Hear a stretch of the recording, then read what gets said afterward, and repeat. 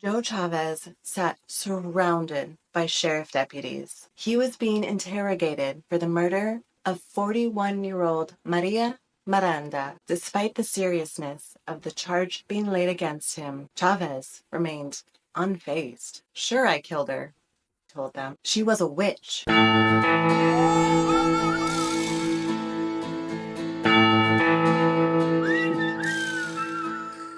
Joe was a hard-working man, a farmer, and a rancher. In 1929, he married the love of his life, Josefina Puebla. Josefina inherited a ranch in Blue Point, Arizona. On this land, Joe raised cattle and farmed alfalfa. He was quite successful, too. He leased more and more land to expand his operations. Everything was going great for Joe because there's always and until around 1942, when his wife suddenly began losing her vision. Joe was filled with worry. He took her to doctor after doctor, specialist after specialist, one of which thought Josefina's loss of vision could be due to a tumor. So she underwent an operation, but no tumor was found. They had no answers. Joe was growing desperate. He had to find a cure. He spent thousands of dollars and nearly a decade trying to find someone who could help his wife. He traveled all over the state and beyond. When doctors couldn't offer a solution, he sought out less traditional avenues. He tried taking his wife to healers and even known witches. Finally, in 1951, he found one such woman in Sonora, Mexico, who was able to restore Josefina's sight just slightly, but that's not all she did. This woman told Joe what caused Josefina's blindness in the first place. Or rather, who? The woman told Joe of a very powerful bruja, a witch, in the Yaqui village of Guadalupe, Arizona. Her name was Maria Concepcion Estrella Miranda. Guadalupe is a tiny town that today sits almost smack dab in the middle of the Phoenix metropolitan area. It is nearly lost among the copious hotel chains and overpriced apartment complexes. Though much of Guadalupe, like its surroundings, has changed with the times, some places still stand as a testament to its early inhabitants. The town of Guadalupe was founded in the early 1900s by members of the Yaqui tribe who had fled from their land in Sonora, Mexico to escape oppression by the Mexican president/dictator Porfirio Diaz. As a result, Guadalupe still holds on to much of the Yaqui culture and beliefs. And in this Yaqui village, everyone knew about Maria Miranda. She had a reputation as a powerful witch, but depending on who you asked, you would get very different responses as to how she used her powers. To some, she was a benevolent healer.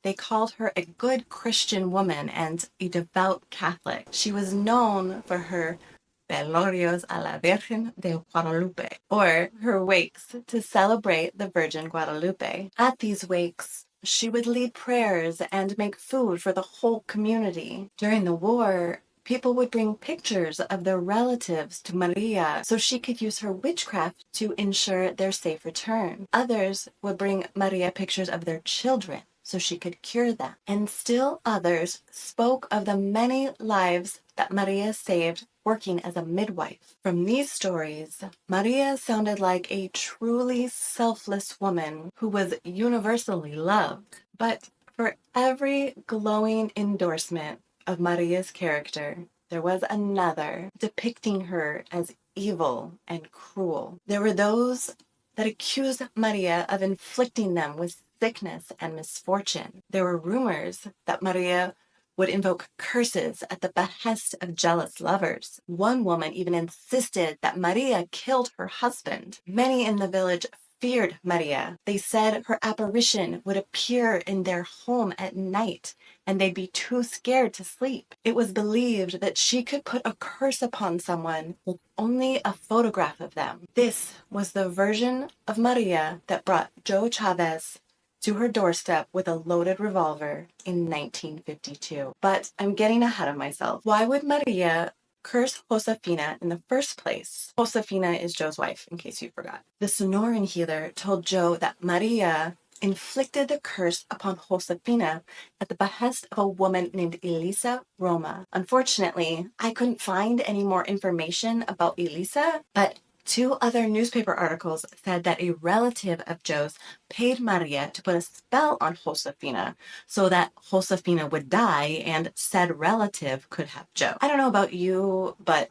I have questions. So, one day in 1952, after this healer had partially restored Josefina's vision, Maria came to the Chavez home while Joe was away at the Blue Point Ranch. Posing as a relative, Maria ominously entered a darkened room where Josefina was sitting and cried out, "You'll never see again." Maria then threw a mysterious powder at Josefina.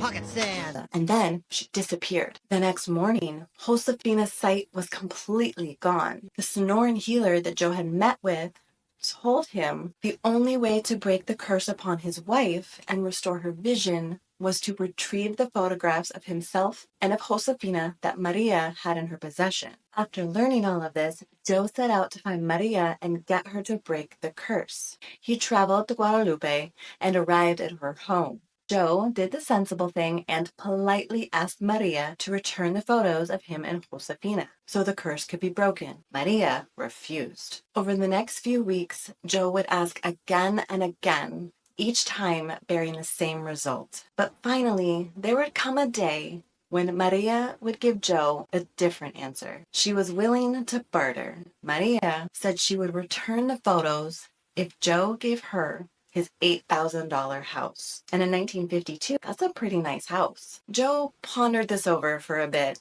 and finally returned to Maria, reluctantly agreeing to her deal. After all, his wife's health was way more important to him than the house. But by now, Maria had decided the house was no longer going to be enough. She wanted his ranch in Blue Point. Joe tried to reason with her. The ranch was his livelihood. Besides, she wouldn't be able to take over the federal leases. Instead, he offered her $1,000 in addition to his house. But Maria wouldn't budge. She didn't want the house. She wanted the land. Joe begged her. Maria laughed in his face and walked away. Joe was distraught. He dwelled on it, but decided he could not give up. His wife was too important. He decided to go to Maria's house and try one last time to get the photos from her. Joe stood in her doorway and pleaded with her. This time, Maria became enraged. She screamed at Joe, "If I haven't killed you with my witchcraft, you son of a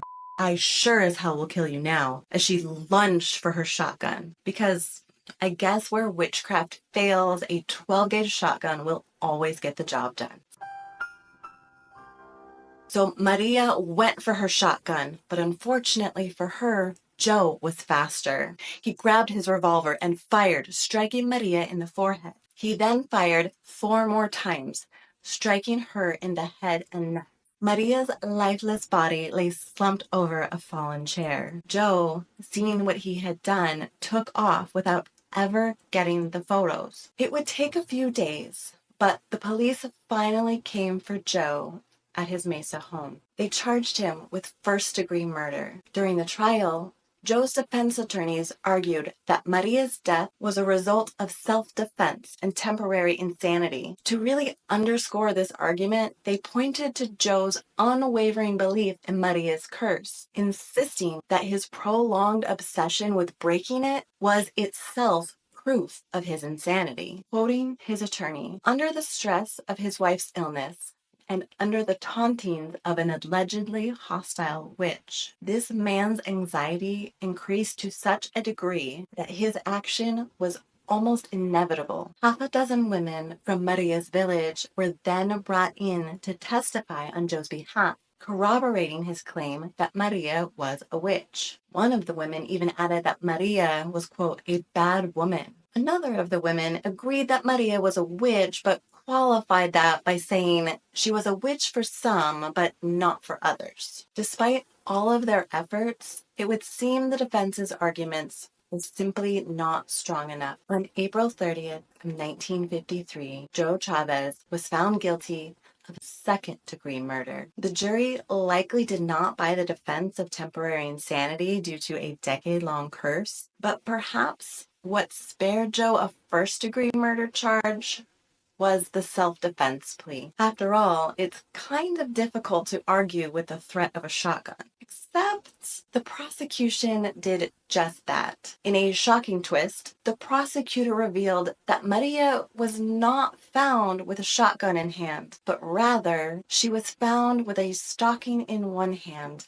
and a rosary in the other. The presiding judge gave Joe a sentence of 25 to 40 years in prison. He also noted that he felt a verdict of second-degree murder was not sufficiently severe, adding that the jury was, quote, more than lenient. In yet another shocking twist, the judge told the court that an intensive investigation in the Guadalupe area indicates that Chavez was quite a boy with the ladies. It also indicates that he did not believe in witches. This Miranda woman apparently was killed to shut her mouth. She knew too much about Chavez' extramarital affairs. So maybe it was never about the curse. The judge may not have believed that Maria was a witch, but others remained less certain. The detectives on the case detailed finding a shrine at Maria's home, which included candles, religious figurines, paper flowers, and more than 100 photographs of just as many people, including the detectives themselves. The detectives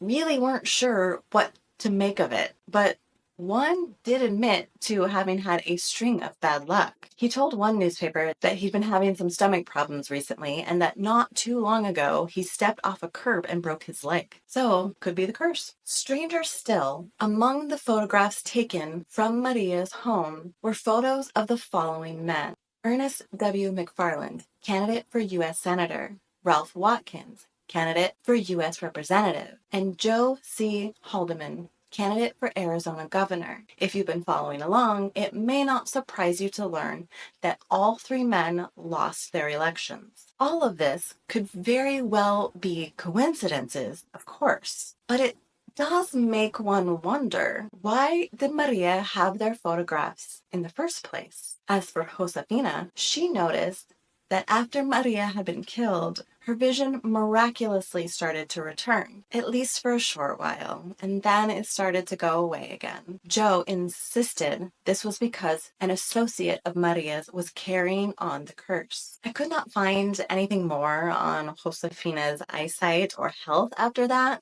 but I do know that she lived until the age of 78.